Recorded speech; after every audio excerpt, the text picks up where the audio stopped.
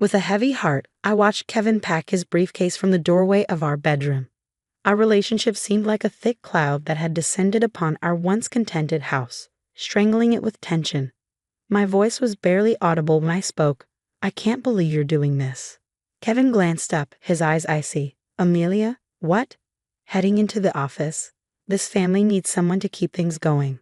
His words were a painful reminder of the choice I had made only a few days prior, cutting deep. I stepped back into the room. That's not fair," I said, anger simmering in my chest. "I quit my job for us, for our family." His frustration showed as he snapped his briefcase shut. "No, you left your work because the strain was too much for you. Now you want me to take up the slack." I winced at his words. It was true I had been struggling to adjust to being a stay-at-home mother. But I never anticipated Kevin's level of resentment. "I'm trying, Kevin," I replied, my voice quivering. "It's not easy to give up a career I loved." He sighed heavily, running a hand through his hair. "I'm not looking for a fight. We have some serious things to discuss tonight." The sound of little feet padding down the hallway interrupted us.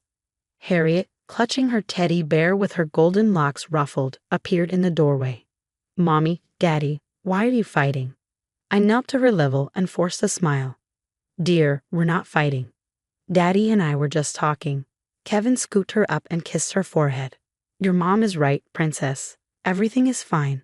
Why don't you go find Grandma? She's probably making pancakes." As Harriet ran off, a tinge of regret hit me. How many times had her small ears heard our arguments? Kevin put down his briefcase, his face softening a bit. "All right, tonight we'll talk. I have a suggestion that might help us get back on track." I nodded, unable to find my voice. I had an unshakable feeling that something was very wrong with us.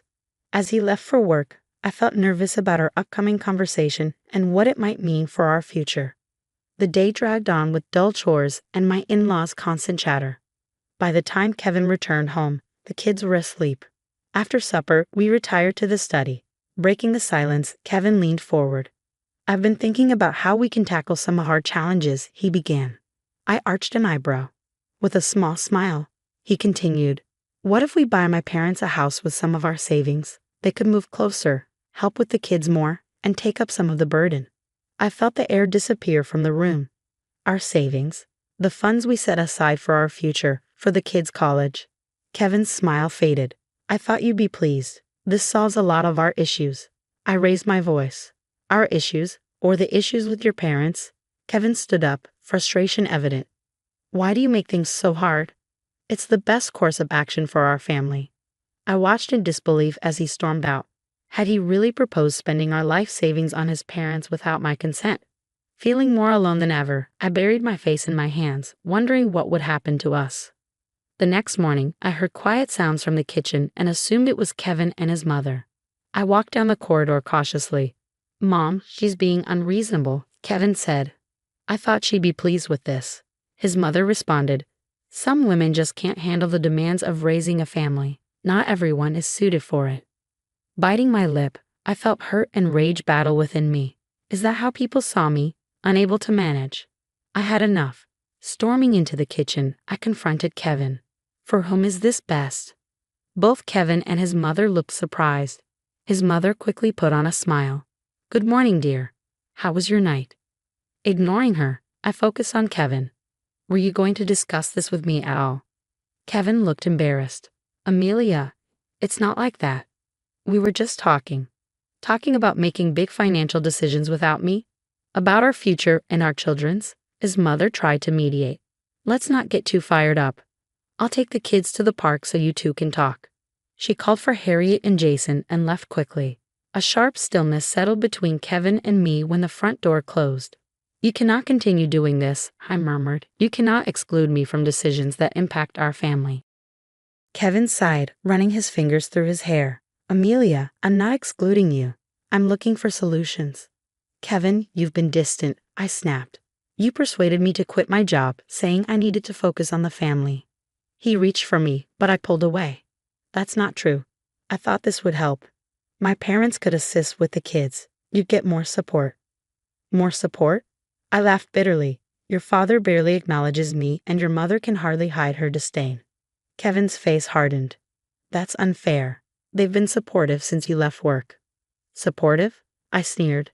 They've been suffocating. You want to spend our money on them, but I can't make a single decision about our kids without your mother questioning me. He raised his hands. What else should we do with it? We need the help. I looked into his eyes and saw a stranger. Kevin, I can't do this anymore. I refuse to be excluded in my own family. His face softened. Amelia, we can fix this. We just need to. He was interrupted by the sound of the front door opening and the children's excited chatter. Daddy, Mommy, Harriet yelled, look what we found at the park. I forced a smile as our daughter ran into the kitchen, holding a shiny pebble. However, I saw Kevin's mother's rough glance above Harriet's head. She was certain that she had won this round. Silently, I vowed as I bent to gaze at Harriet's treasure, this wasn't the end. I wouldn't let them drive me away from my own family. Something needed to change quickly. Staring at the laptop screen in front of me, I sat at the kitchen table, seeing glimmers of the life I had left behind in each email and message that scrolled by. My fingers ached to write a resume so I could return to practicing law, where I had once been quite successful. The sound of Kevin's car driving into the driveway brought me back to reality. Quickly, I shut off the laptop, guilt washing over me. How did I get here? Hadn't I promised my family this? When Kevin saw me, his face lit up. There you are. Hello. How about we take the kids out to supper tonight? What do you think? I faked a laugh. That sounds fantastic. Where are the children? Mom took them to the mall. She mentioned something about new school clothes, he replied. My lips twisted into a forced smile. Did she? I thought we decided to do that together this weekend. Kevin shrugged, seemingly oblivious to my dismay. Mom offered, and I thought you'd appreciate a break. A break? As if I needed to get away from my own children. I swallowed my hurt, trying not to cry. Kevin, we need to talk about your parents, about this whole situation. His shoulders stiffened, and he groaned. Not this again, Amelia. I thought we were past this. Past me making decisions for our family? I got up, my anger boiling over. Kevin, you can't just keep making decisions on your own, especially not about our savings. He narrowed his eyes. What's that supposed to mean? I took a deep breath. Earlier, I heard you on the phone. You were talking to a real estate agent, right? Kevin looked surprised and flushed. It was just a preliminary discussion. I was gathering information. Without speaking to me first, I concluded for him. He raked a hand through his hair, frustration evident. Amelia, what do you want from me? I'm trying to act in our family's best interests. Our family, I emphasized, not the one your parents envision. Kevin, me, and the children. My parents are part of our family too. Why can't you see that? He fired back. Something inside me snapped. Because they're taking over. Your father ignores me at family dinners, and your mother constantly criticizes my parenting. And you let it happen. Kevin's face grew stern. That's unfair. They just want to help. Help? I laughed bitterly. Is that what you call it when your mother insults my parenting and your father avoids me? Kevin, am I wrong? When was the last time your parents weren't involved in a decision we made together? He opened his mouth, then closed it again, unable to respond. That's what I thought, I said, feeling my strength waning. Kevin, I can't keep living like this. There has to be a change. For a moment, I saw a glimmer of the thoughtful, kind man I had married. But then his face closed off again. You're right, something does have to change. You need to accept that this is our life now, Amelia. My parents are here to stay. We'll all be happier if you embrace that sooner rather than later. Shock and sadness filled me as I looked at him. Was this really the state of our marriage? The sound of the front door opening and the eager chatter of our kids was followed by Kevin's mother's voice. We're back. Wait until you see what we bought. Kevin turned to greet his mother and the children, giving me a look that clearly indicated our discussion was over. As I stood there, a horrifying realization overwhelmed me. This was no longer just about Kevin's parents, it was about the future of our marriage. And for the first time, I wasn't sure if it had one. I sat at the desk in our shared study, pen poised over paper, my heart thumping in my chest. The house was eerily quiet. This was it, the breaking point. I glanced at my watch. It was 2:37 a.m. with his head in the clouds. Kevin had no idea our world was about to change. The kids were safely nestled in their beds, unaware of the turmoil that had been building for months. My hand trembled as I started writing. Kevin, the kids and I will be gone by the time you read this. I can no longer live this way. Tears blurred my vision as I poured out my grief, disappointment, and betrayal onto the paper. I wrote about being ignored, about his parents' persistent interference, and about the dreams I had given up only to be treated as an outsider in my own home. I let out a sob as I signed my name at the bottom, quickly stifling it so as not to wake anyone. This was not the future we had planned together, and it was not how I had expected my life to turn out. However, things happen, people change, and sometimes you have to have the courage to alter your own narrative. I carefully folded the letter and placed it in the middle of Kevin's desk where he couldn't miss it. Quietly, I made my way upstairs to rouse the kids. "Mommy?" I shook Harriet gently awake. She murmured something sleepy. "What's wrong?" she inquired while rubbing her eyes. "Nothing's wrong, sweetheart. I lied. We're taking a little getaway. Could you please help me with your brother, like a big girl?" Though still half asleep, she nodded. Being the lighter sleeper of the two, Jason was usually easier to wake up. In a matter of minutes, I had them both dressed and ready to leave, holding their beloved stuffed animals tightly in their arms. I held my breath as we tiptoed down the steps, hoping Kevin wouldn't wake up. His snoring from our bedroom was a comforting sound, but it also cut deeply. I no longer felt like I knew this man I had once loved more than anything. We arrived at the car without any problems. Harriet's little voice sliced through the evening air as I strapped the children into their seats. "Where's Daddy, Mommy? Isn't he coming with us?" Even though I knew the question was coming, I froze, unprepared.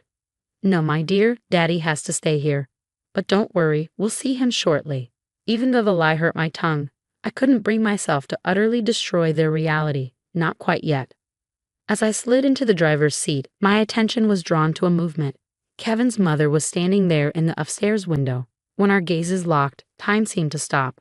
I saw the beginning of comprehension, a spark of wrath, and then, shockingly, something that nearly seemed like satisfaction.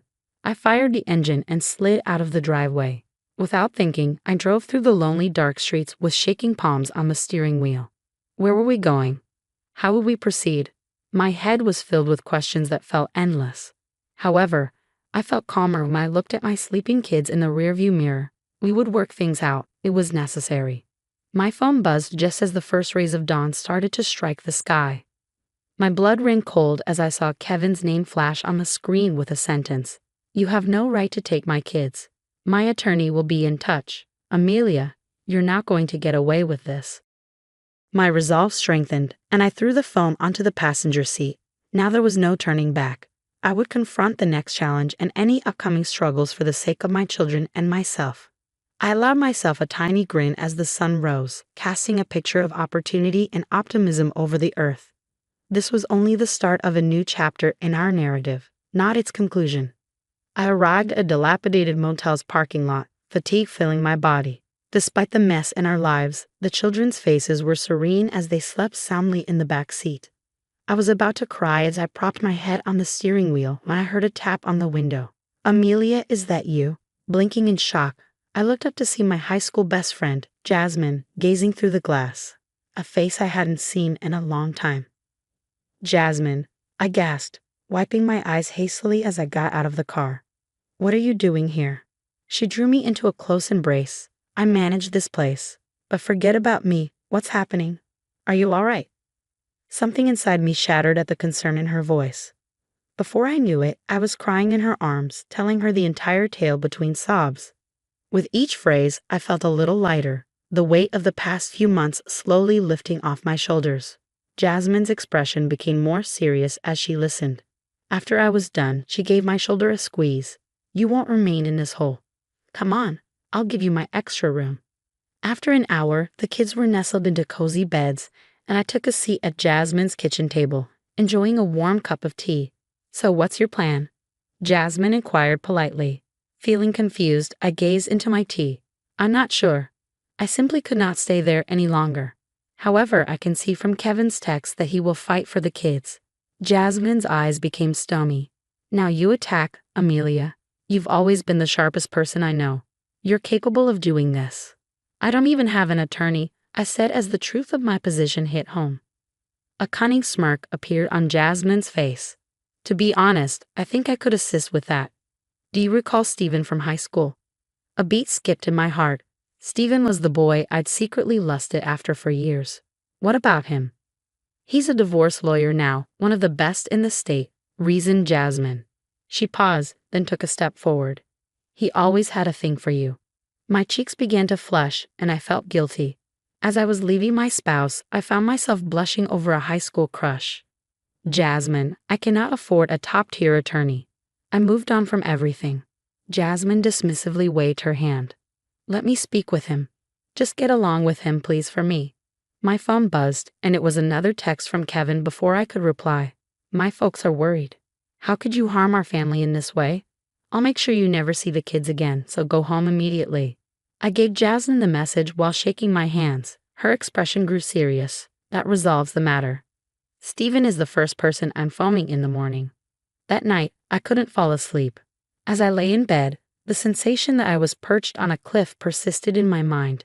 Meeting with Stephen seemed like the end of the road, like my marriage had officially ended. However, as I considered Kevin's icy reasons and his parents' oppressive presence, I concluded that my marriage had long since ended. I just hadn't had the guts to say it. I heard Jasmine's voice in the corridor when I woke up the following morning. Yes, Stephen, you can meet her at 2 p.m. Many thanks for it. Jasmine turned to face me as I came out of the bedroom, her expression a mix of excitement and trepidation. Amelia, Stephen's agreed to meet with you today. My heart pounded. This was the turning point in my life and in my children's lives as well. Great. Astonished by the volume of my voice, I hugged my drowsy kids and got ready for the day. As I did, hope kindled in me, something I hadn't felt in years. I no longer felt alone. No matter what lay ahead, I felt ready to fight for the life I deserved for the first time in a very long time. I waited in Stephen's office, smoothing down my shirt and attempting to get my anxiety under control. It was obvious he had changed from the bashful youngster I recalled. When he stepped in, Stephen held out his hand with a confident, comforting look on his face. It's been too long, Amelia. I apologize that we have to meet in this manner. A familiar flutter emerged in my gut as we sat down, but I ignored it. This was about my future, my children's future, not about past crushes or what-ifs. Stephen listened carefully as I described my circumstances, his brow furrowing at every new detail. He leaned forward, his gaze fierce after I was done. I will not sugarcoat this, Amelia. This may turn heated, especially with Kevin's parents involved in his wealth. However, I can assure you that we will battle to the end. Something within me was sparked by his words, a fire I had long since forgotten. How do we start? We plotted for the next 60 minutes. As Stephen described our strategy, I sensed the return of my previous legal feelings. We began discussing the details when my phone beeped. I quickly looked at the screen. It's Kevin. I have to take this. As I left Stephen's office, I answered, Where are you, Amelia? Kevin's tone was composed and icy. My parents are devastated. The children must be brought home right now. Taking a deep breath, I prepared myself. No, Kevin. I'm not going to return.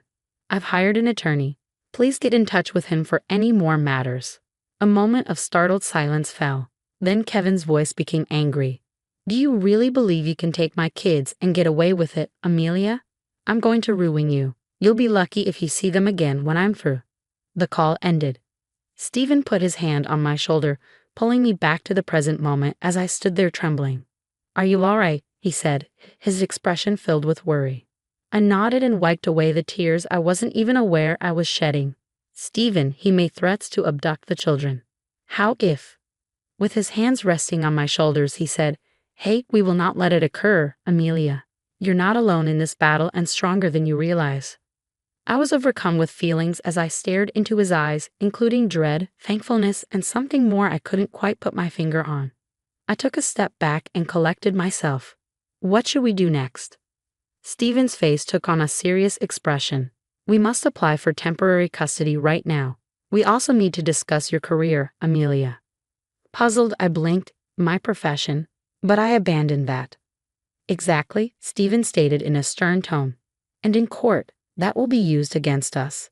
We must demonstrate your ability to care for the kids independently. It struck me like a stone. I had sacrificed everything for my family, and now I could lose my kids because of that one sacrifice alone. With uncertainty beginning to seep in, I said, I don't know if I can go back. Stephen grew more determined. Amelia, I knew in high school that you were a determined individual who could accomplish anything. You only need to locate her again since that woman is still there. That day, when I walked out of Stephen's office, my head was spinning. Rebuilding my profession, fighting Kevin and his parents, and attempting to keep my kids safe felt like an impossible task. But I felt a glimpse of optimism for the first time in years. Harriet's big eyes met mine as I tucked her and Jason into bed that evening.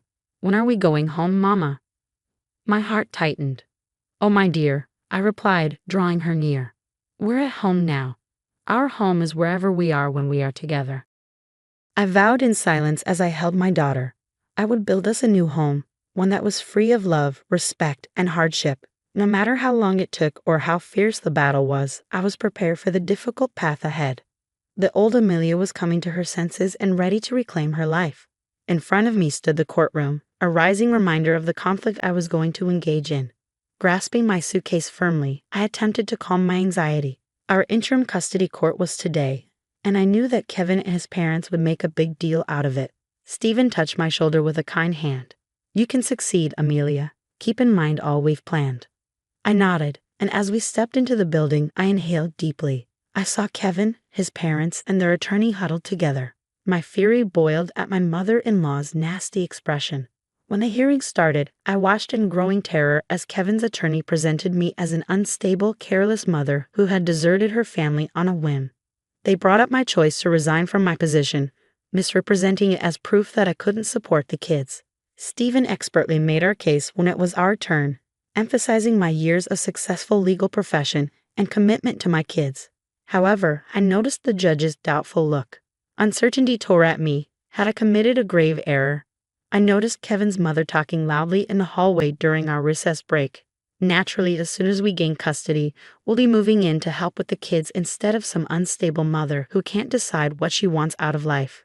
They need a secure environment. A part of me broke. I marched up to her before I had a chance to consider. How could you? I growled. From the beginning, you have been attempting to push me away. Guess what, though? I'm over being treated unfairly. I will use every ounce of might to battle you for those children of mine. Kevin's father moved to separate us. Amelia, you've gone insane. Right now, you're supporting our argument that you're unfit to be a parent. When I turned to face Jasmine, her eyes were flaming. I felt a touch on my arm. Remove yourself, she told my in-laws. You are no longer allowed to harass her. Stephen showed up as a gathering formed, and he gently drew me away. This isn't helping, Amelia. We must pay attention to the hearing. However, the harm had already been done. As soon as we entered the courtroom again, I sensed the judge's critical stare. My outburst had given Kevin the upper hand. Given the evidence submitted and the recent display in the hallway, I'm inclined to grant temporary custody to the father with supervised visits for the mother, the judge said, clearing his throat. The entire globe appeared to be tilted. My breathing stopped. This cannot be taking place. Stephen asked for a break right away, and the judge reluctantly agreed. I followed him into a private conference room in drowsiness. Amelia, pay attention to me, Stephen pleaded. We still have work to do, but we must adjust our strategy. You must demonstrate to the judge that you are a responsible, stable parent who prioritizes your kids. With tears flowing down my cheeks, I gave a mute nod. However, Stephen, how are they going to take my babies? I can't let them go. His gaze was fierce as he held on to my shoulders. I need you to get yourself together because we are going to fight this. I know the Amelia who never gives up. She refuses to be bullied by anyone. Where's that Amelia? His comments ignited a flame of purpose within me, piercing through my sadness. I straightened my back as I wiped my eyes. She is here, and she is prepared for battle. I saw Kevin and his parents as we were about to enter the courtroom again, and their arrogant looks strengthened my determination. This was no longer just about me. It was also about proving to my kids what it meant to stand up for oneself and escape their hold on me. After inhaling deeply, I squared my shoulders. The conflict had not ended. It was only getting started, and this time, I was prepared for battle. With my pulse racing, I watched the judge get ready to hand down his decision in the courtroom. It had taken months of struggles, restless nights, and unwavering resolve to get to this point. Seated on the other side were Kevin and his parents, their expressions a mix of hate and confidence. The judge's voice echoed through the hushed chamber as he spoke. This court has carefully considered all presented evidence in the matter of custody for Jason and Harriet. Feeling Stephen's comforting presence alongside me, I held my breath. The world appeared to stop when the judge announced that Amelia Matthews would receive primary custody and that Kevin Matthews would have significant visitation rights. As the court proceeded to go over the specifics of the custody agreement, I could only concentrate on a tremendous sensation of relief and vindication that rushed over me. I heard Kevin's mother gasp and saw Kevin's face crumple in shock. Stephen looked up at me. His smile was contagious, encouraging, and more than that, it made my heart skip a beat. Kevin came over to me outside the courthouse, his parents watching from a distance. "Amelia, I'm sorry for everything," he murmured quietly. I nodded, astonished that I didn't feel angry. "I apologize as well, Kevin, but this is best for all of us." I felt a weight lift off my shoulders as they left. Not only had I prevailed in the custody dispute, but I also won my independence. Jasmine came running up and gave me a bear hug. "You succeeded, girl. I knew you could." I laughed so hard that happy tears ran down my cheeks. "Jasmine, without you, I could not have succeeded. You gave me hope when I had none that night at the hotel, and you rescued me." She gave my hand a squeeze. "That is the purpose of friends. Go now and enjoy the occasion with your children and perhaps a specific attractive lawyer." I looked at Stephen, who was putting his briefcase away, and his face flushed. My gut gave me that recognizable flutter as our eyes locked. After a happy reunion with Harriet and Jason later that evening, I sat on Jasmine's porch and watched the sunset. Stephen came over to join me, holding 2 glasses of wine. He handed me a glass and said, "To new beginnings." I grinned and gently tapped my glass against his. "Towards fresh starts." Stephen finally said something after a little period of comfortable silence. "You know, Amelia, from what I've seen these past few months, you're amazing. I can see that you've changed from that first day when you came into my office because of the way you battled for yourself and your kids." I nodded, a wave of pride rising within me. "I'm not. I just discovered aspects of myself I had assumed were lost forever." Stephen reached out to touch me, and his touch ignited something within me. "Maybe we could grab dinner sometime, just the 2 of us, now that the dust has settled." I saw warmth, adoration, and the potential for more as I gazed into his eyes. I paused for a second, old worries threatening to come back, but then I remembered all that I had accomplished and all that I had conquered. "Yes, please," I murmured quietly. I thought back on my journey, including the hardships, times of hopelessness, and agony that have led me here. As the last of the sunshine illuminated the sky in dazzling hues, I realized this was where they had all led. I had regained my strength, my freedom, and a network of support I never realized I needed. Even though the future was still unknown, I felt optimistic about it for the first time in a long time. I still had my independence, my kids, and maybe a future worth of love ahead of me. This wasn't simply the end, this was only the beginning. As I savored my wine and felt Stephen's warm hand in mine, I understood that this was my start, and I was prepared to enjoy every second of it.